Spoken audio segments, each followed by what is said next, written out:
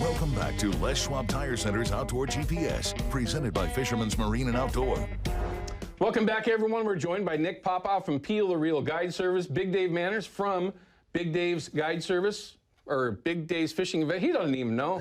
Also, if you want to go someplace cool, the Wilson River Lodge down there on Highway 6, fantastic place. How's the wife, kids, all good? Yeah, doing good. Very good? Yeah, Max is trap shooting today. He's on the trap team now. Jeez, dude, that's Getting getting big, man.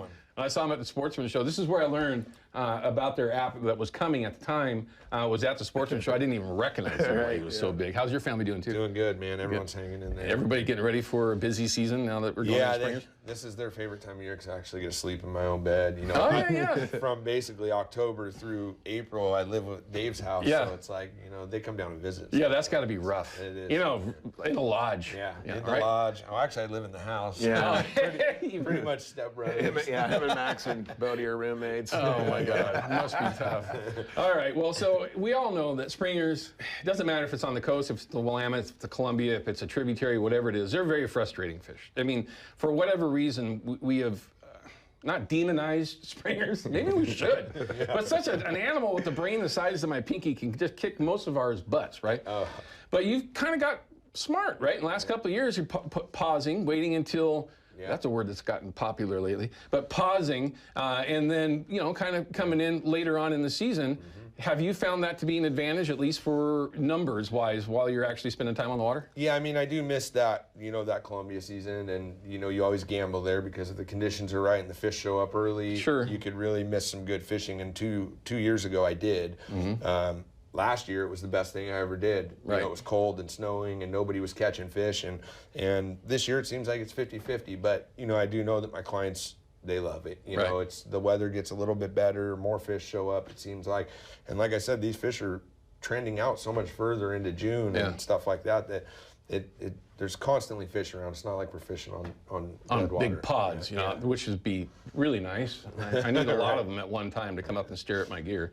I'd love if we had the time to talk about hot boats and this and that, like we were talking about before the show. I'd really love to be able to talk about it. We don't have the time for that today. Okay, so I have a question for you on how you're going to start when you start up here in the next day or two, right? But you fish a completely different area. You're smelling the salt water. Yep. What are you looking forward to, and when do you actually start? I'll get going right after the first week of May. Okay. Probably 7th of May. I'll get a couple dry runs in before that. But yeah, we'll have colder temperatures right now. So, you know, there's some fish that have moved all the way up.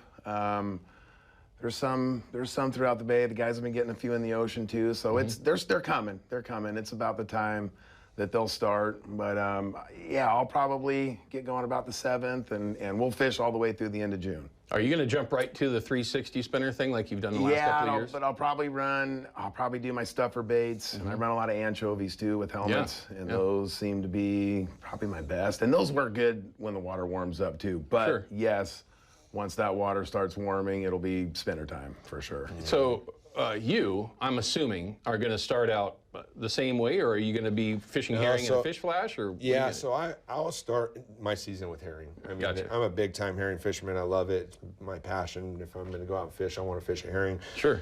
But you also gotta, you know, let the conditions tell you what's best. You know, it's been like water temperatures have been up a little. Guys are starting to get them on the 360s, and there's going to be a certain point where that herring bite definitely switches, you know, and I'll transition over to stuffer baits and stuff like that, and then I'll switch over to the spinners and coon shrimp. So will you go from herring in an inline directly to a 360, or will you start fishing stuffers behind an inline? I do run stuffers every once in a while behind. In fact, I'll put my back rods with stuffers with triangles while I'm doing, you know, I run 6 rods a lot of the time, so I have the opportunity to play with stuff. If I only had 4 rods, I'd run 4 herring. But gotcha. I put my 2 back rods typically with a stuffer bait or something different, even a 360 out the back, to just give that different look at fish, you know. Right. I've had a lot of times, or I'll run my bow rods with herring and the back. Once the transition goes to the 360 stuff, that water warms up, I'll go bow rods with herring and my back 4 rods with spinners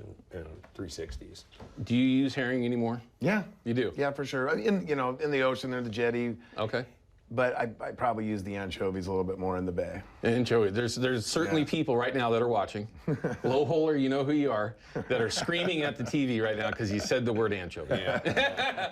And I don't understand this completely because it's not a new bait. It's nothing that We've been fishing anchovies. That was all we used to fish. But I mean, it's okay. I mean, it's just I have a good supply of them too. Let's say. Yeah, I have a lot. I would assume so. I gotta use them. Helmets or no helmets? Helmets. So I'm kind of on the fence still, but I run helmets a lot, and I was a diehard helmet. You lose a lot. I feel like you lose more fish with helmets than you do with a Really? straight. That's interesting. Okay, even with the dual, or, the mooching rig setup and everything. Yeah. Do you think that's just because of how the fish comes up and actually bites it? I think it's because fish don't want to eat plastic. Like they start to chew that bait and they feel the helmet's unnatural. I mean, a lot of my bites with especially with like a small bait or an anchovy, will be down the throat with no helmet. Right.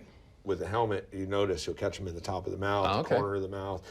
So I don't know if it's it's something to slide down and pivot, and creates a pivot point too. So that's interesting. I'm not 100% sold either way. Well, I mean, you're a guide. You both are able to put multiple fish to the boat. Where normal knuckle draggers like me, we might get one bite. We don't get to go through that many bites to actually maybe make that decision or see that correlation between the two. Makes me think, Brandon, how about a soft helmet? Made out of soft plastic. There you go. And a blade on there. Just throwing it out there. That'd be kind That's for free, too, Brandon. You're So welcome. I love you. You're welcome. All right, we're going to cut to a break. Don't go anywhere. We'll be right back with the boys. Don't go anywhere.